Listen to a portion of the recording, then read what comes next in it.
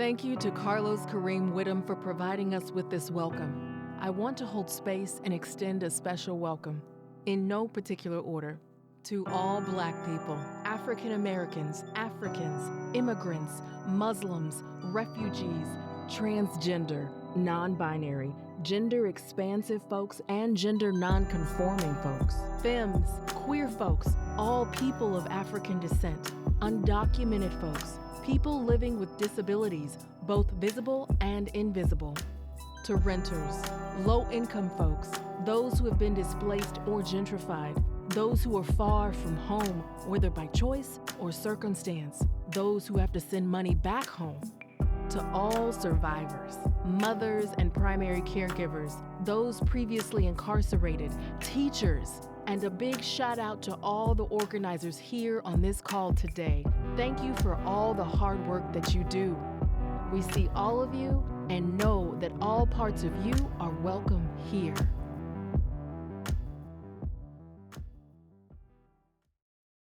Thank you to the Native American Youth and Family Center for providing us with this land acknowledgement. We would like to respectfully acknowledge that the land on which we are gathering today is the traditional homelands of a diverse array of indigenous tribes and bands. Multnomah County rests on traditional village sites of the Multnomah, Cathlamet, Clackamas bands of Chinook, Tualatin, Kalapuya, Molalla, and many other tribes who made their homes along the Columbia River, and which is now home to a vibrant Native community representing over 400 different tribal nations. We recognize Indigenous peoples as the traditional stewards of this land and acknowledge the enduring relationship between the land and the people since time immemorial. We would like to respectfully acknowledge the areas that were once home to thriving, connected Black communities. The fundamental state of settler colonialism still exists today. Oregon was founded as a white utopian state, and colonialism has hit this area hard, and is still doing grave damage in the form of gentrification and the displacement of Black people, sometimes as far as outside of their home state. Since Black people were forcibly brought to the United States in 1619 and enslaved, which was 400 years ago, up until today, oppression continues. We acknowledge the twinned dehumanizations of Indigenous land and Black bodies that were turned into property in the name of U.S. imperialism. It is also important to move beyond acknowledgement and reflect on your own history that brought you to this place. This displacement acknowledgement and the land acknowledgement demonstrates a commitment to beginning the process of working to dismantle the ongoing legacies of settler colonialism. There is a lot of work to be done. Thank you. Hello, and welcome to the 2022 Reimagining Public Safety Forum, hosted by Imagine Black and produced by Open Signal Labs. My name is Joy Alise Davis, and my pronouns are she and her. I am a Black femme with brown skin and dark brown eyes. My hair is blue and purple, and I have locks down to my shoulder. Today, I am wearing a white and orange floral dress. I have on a gold septum, gold necklace, and rings, and I'm wearing black flats. As the executive director of Imagine Black, I am proud to be your moderator this afternoon. This forum will unapologetically center Black issues. This forum is for the entire Black community, especially those who feel disengaged from politics. At the forum, you will learn about candidates and hold space for candidate accountability. All candidates running for the City of Portland Commissioner race, on and off the ballot, were invited to participate. This forum is not an endorsement of any candidate. This forum will narrowly focus on public safety and offer a unique chance to hold candidates accountable for the needs and demands of Black Portlanders. That said, let's welcome our candidate. My name is Alanna Joy McCreary, but I go by AJ. My pronouns are she, they, and I am a very light-skinned Black woman wearing a black and white jumpsuit, gold hoops, and my hair is brown and curly. I am running for Portland City Commissioner seat number 2 because we need change in Portland, and we need new leadership. We need somebody in this position who is going to prioritize community and address the root problems. I know that I can win because I have community behind me. I've centered community in this campaign, and I'm connected and rooted in this community. I've been knowing my win number from day one. I have an amazing team working with me to center the needs of community and create change along in this campaign. And I know that we, as a larger community, want change, are invested in having a different type of leadership now. Thank you so much for being here. Whew, let's dive into some questions, y'all. So we have 15 minutes for each question. We have 5 questions, and then we have some rapid response questions at the very end. Again, I am so grateful that you're spending time with us. This is going to be fun. And let's get into it. All right. Question 1. In 2020, thousands of people marched and protested the city of Portland demanding racial justice. Some protesters, they called for police reform. Some called for defunding to drastically shrink the size of the police budget, while others called for defunding to complete abolition. Nearly 2 years later, elected officials still think of police response when they hear the word and the phrase public safety. But we think that definition is too narrow. So let's go into it. What is your definition of community safety? What are your plans to reimagine public safety and create a city that provides vital services such as housing, healthcare, parks, and equitable access to food to communities that need an effective and equitable, sustainable way? That's a really good question. I really love that question because it really is, how do we build a better Portland? How do we reimagine our experience in a thoughtful way? How are we being innovative? I believe that community safety comes from well-resourced communities. Well-resourced communities are safe communities.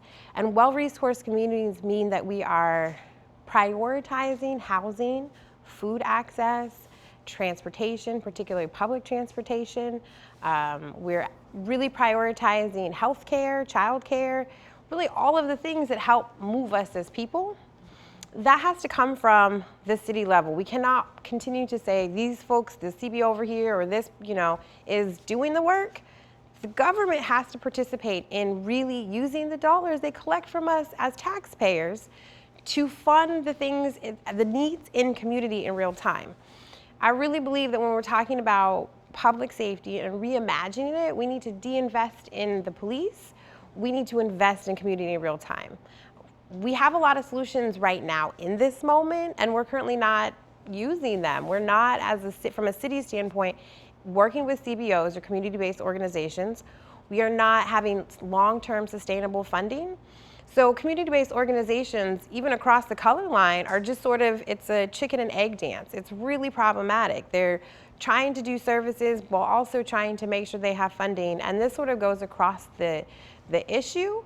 And in our community, in the Black community, without deep connections to deep resources, this makes it really hard to have long-term, thoughtful, sustainable programming. That means the government does need to support our work.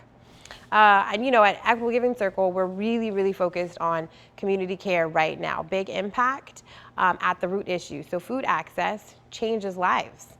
Housing access changes lives. Healthcare, just that access point is life-giving to people. We need the government to get behind that. We need to prioritize the Black community because we intersect everywhere. And if we are really looking at data points, which I love, I'm definitely what's the data? Let's look at that real quick and then jump off from there. And that is the base of our solutions. We look at the data, we know that first of all, when you let Black women lead, shit gets done. And when you let Black people lead and Black women lead, we are really thoughtful about everybody. And we have wraparound services that include everybody. We need that.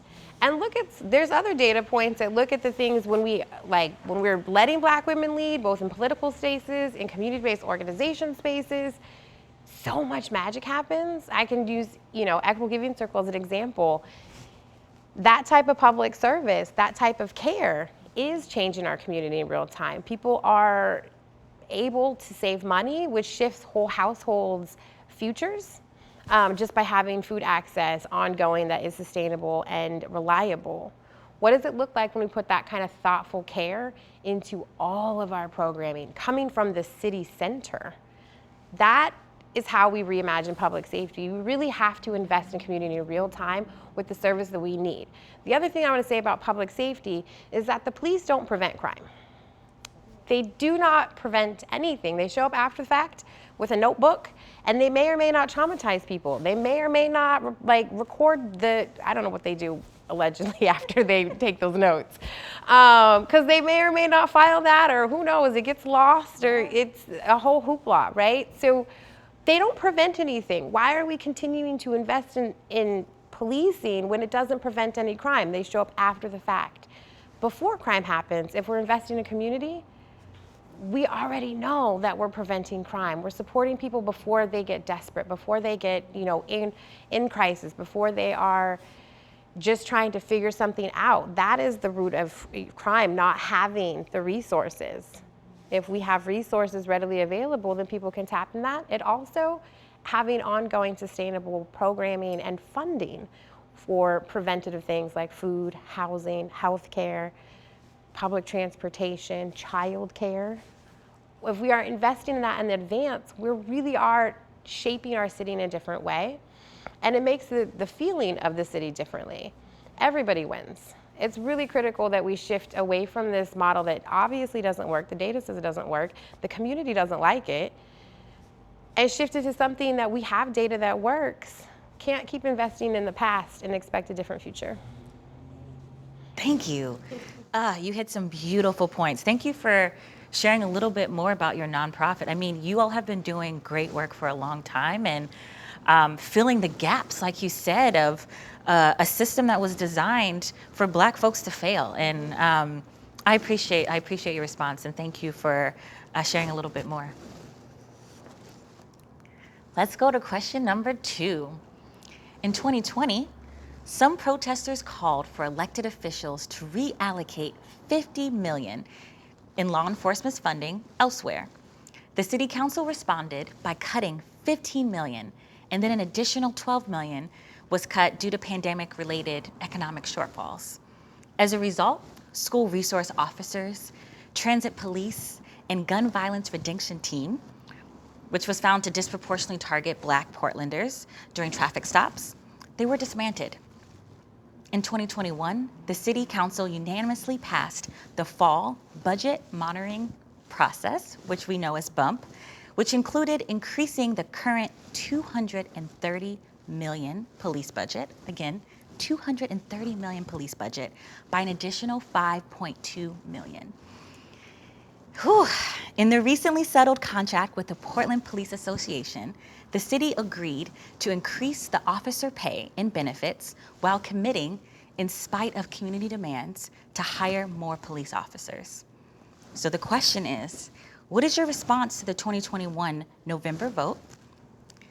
Do you support reducing the budget and force size of the Portland Police Bureau and reinvesting those dollars in non-police solutions to public safety? So my response to the 2021 November vote is that this was really tone deaf. We're really not, what's happening in City Hall is not in alignment with what's happening in the community or the asks of community members. It's also really going against data, which the City of Portland, City Hall claims that they care about. I overwhelmingly support de-investing in the police and investing in the community, prioritizing the Black community, because that is not only where the harm has been most concentrated, but we also know that our community has been really devoid of being, flooded with resources. And resources in the community change the community. It changes the experience, it changes what is happening, the narrative, and it also changes the lived experience for individuals in real time. I very much think that we need to prioritize taking that money from the police and really investing in things that actually prevent crime, that actually change the community. So it's time to make that happen. I I think that we need as a city to be really in tune with what the community is asking for. Whew. Let's get into question 3. This is a long one. Let me set the stage for you.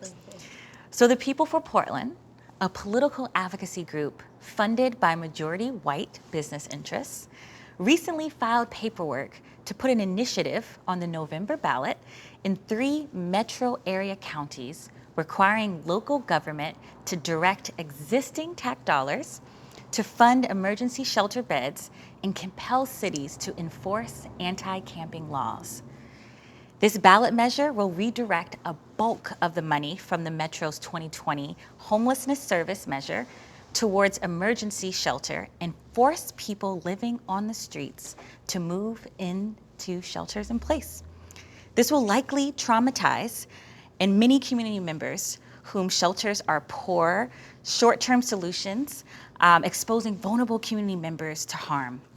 This measure will allow Metro residents to also sue the government if they believe that the People for Portland measure is not being enforced. I'm gonna repeat that part. They can sue the government if they believe that the People for Portland measure is not being enforced. We at Imagine Black are actively against this ballot measure and believe that this ballot measure will increase excessive force and over-criminalization of the houseless community. So my question to you is, how would you prevent excessive force on the houseless community, and how would you respond if and when these or similar ballot measures that harm the houseless community are being considered? The second part to that is, what approaches would you take to provide holistic, so I'm thinking physical and mental health, well-being, and housing for our houseless neighbors? This is such a critical conversation and a critical moment for us to come together as a community and move differently. First of all, I'd like to say we cannot have sweeps. When we're talking about supporting our houseless neighbors, and I really like to use the word neighbors because I feel like even going beyond just community member is somebody out there, but neighbor is somebody who's right here with me. We cannot have sweeps. Sweeps move individuals in a very traumatic, violent way from one neighborhood to the next neighborhood, and criminalizing somebody who is houseless is immoral, it's dangerous, it's inhumane, it's wrong, and it's not the values of our city. It's not a solution. Shelters are a temporary solution and also suspect and inhumane. It's actually really expensive to keep creating shelters and doing the things that we're doing in real time right now. The long-term solutions are, how are we investing in wraparound services for individuals? How are we investing in long-term housing solutions? That is what we need to be prioritizing. That's what we need to be centered around. That's what we need to be thinking about and talking about. We also need to make sure that we have people that are currently houseless and have been houseless at the table, helping make these decisions, help shift how we're moving, and help create policies that center and uplift communities, not tear them down, not arrest them, not harm them. That's not how you build community. And so when we're talking about one of the most vulnerable situations, which is being houseless, and houselessness is not a monolith. There are so many reasons why people fall into houselessness, and it looks different, right?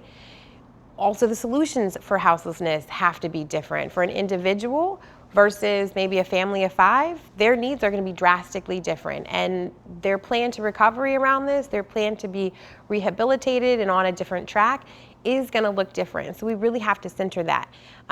We need wraparound services when we're talking about these solutions. It has to be long-term solutions to help change this. Currently, over the last couple of years, we've invested hundreds of millions of dollars in temporary solutions, and the houseless, issue is growing. People are falling into houselessness for a variety of reasons. Wages are one of them. We need to be having thoughtful solutions for the right now, as well as going upstream and see why people are falling into this experience. We have to center the individuals, though. This can't be rich white people saying, hey, this is how we're going to deal with this issue, who've never experienced this, who don't understand it, who are not even trauma-informed or community-centered.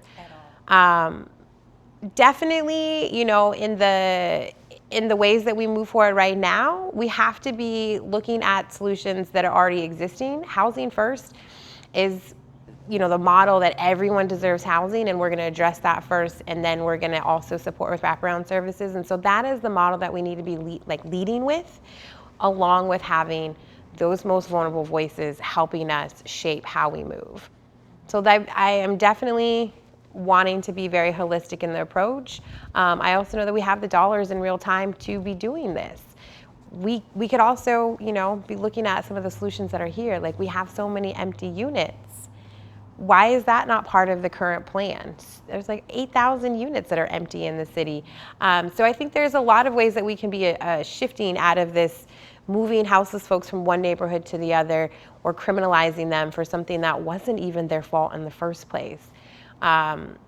Definitely a really critical way to move forward, and it's something that we have to center community in. We cannot be centering, you know, rich white developers.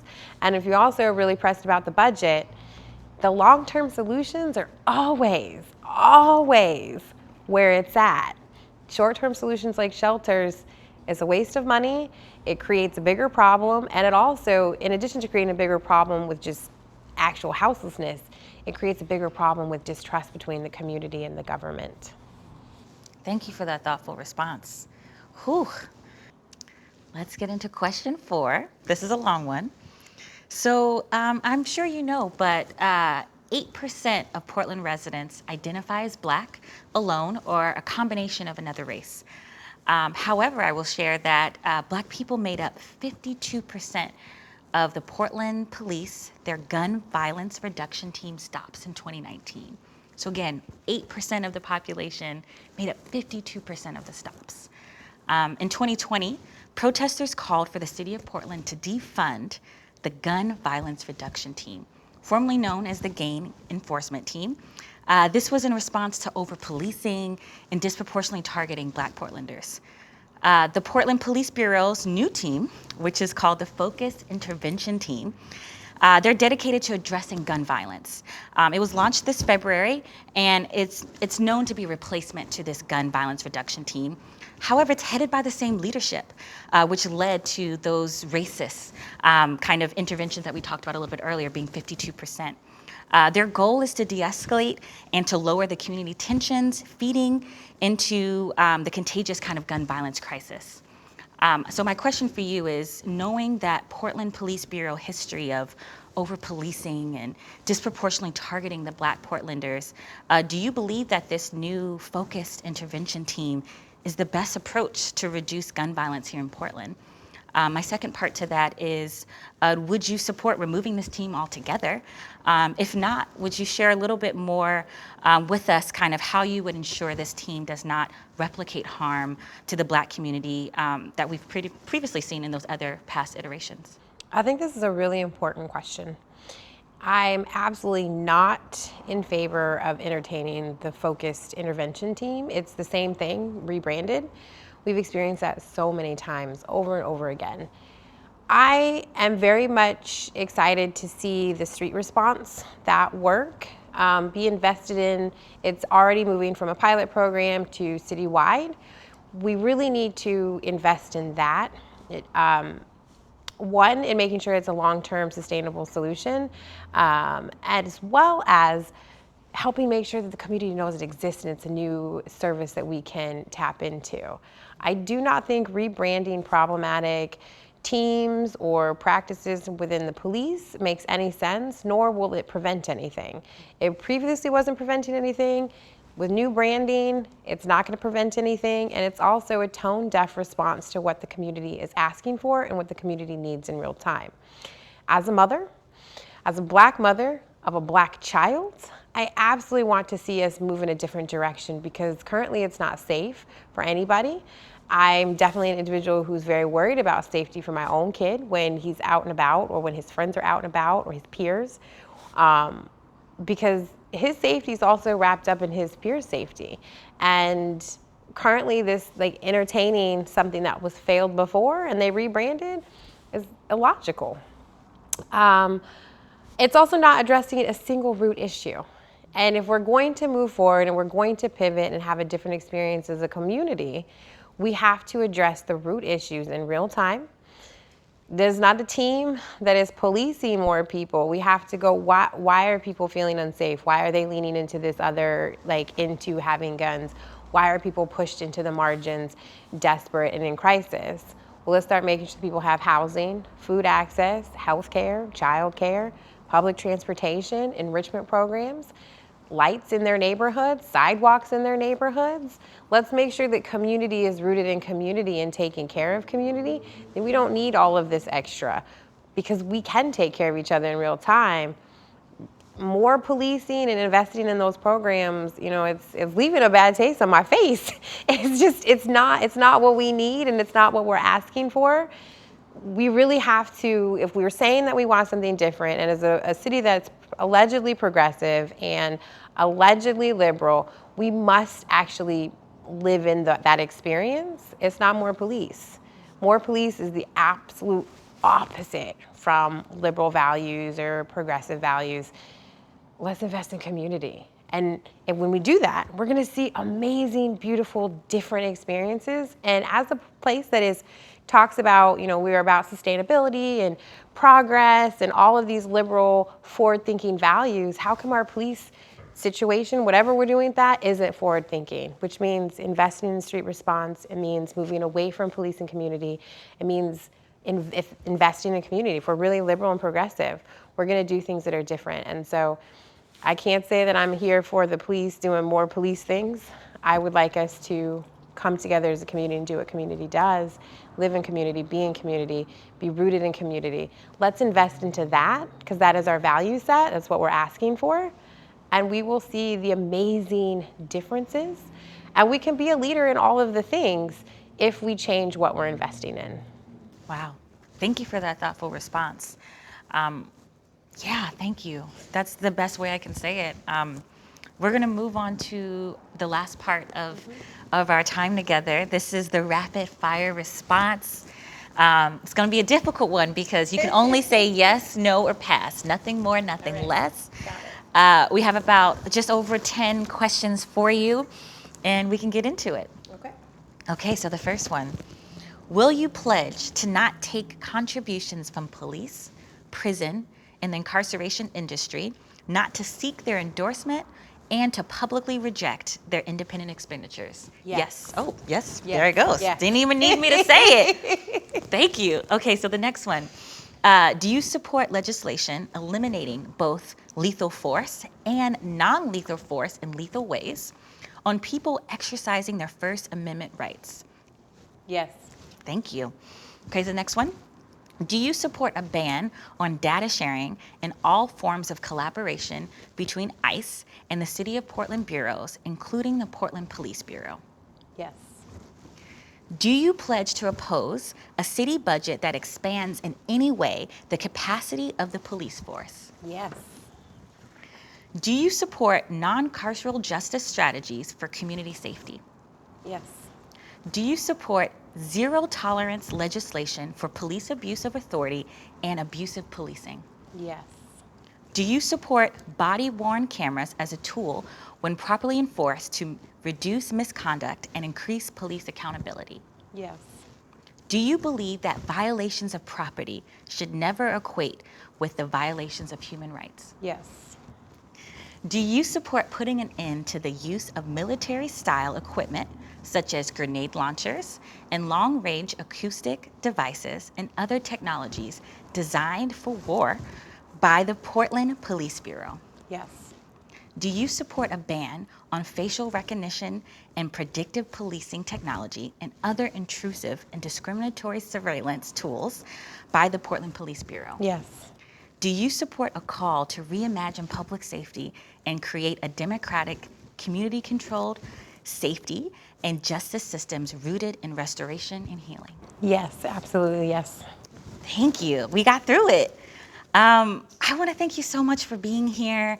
I would love to have you kind of just share a little bit more as we close out. Yeah, the floor is yours. Yeah, thank you for having me. Thank you for putting this together. This is beautiful. My name is AJ McCreary. I'm running for Portland City Council, seat number 2. I am rooted in community and want to see community centered in Portland City Hall.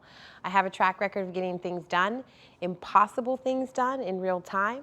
I know that we can do hard things together, and I really believe in our city and want to see change in real time because I know that we deserve better and that we can have better and that we should be leaders both in our progressive values, our liberal values, in the way that we are centering community, and I know that we can do it, and I am the greatest person for the job in this moment. I am a new energy that we need in Portland City Hall, and I am your next Portland City Commissioner for seat number 2.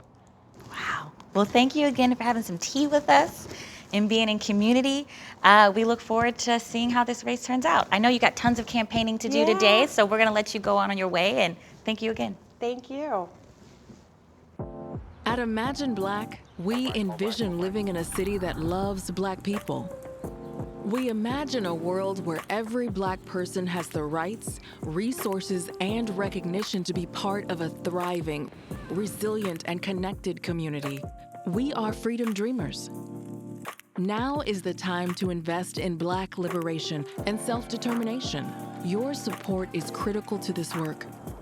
A donation to Imagine Black helps us maintain our capacity to affect change in the Black community. Your contributions can help us build Black voter power, advance the call to reimagine our public safety and criminal justice system, and push for a just transition from an extractive economy to a regenerative economy. We all have a role to play in the movement for Black liberation. Go to imagineblack.org/donate. Please give generously. Together, we will turn dreams into reality.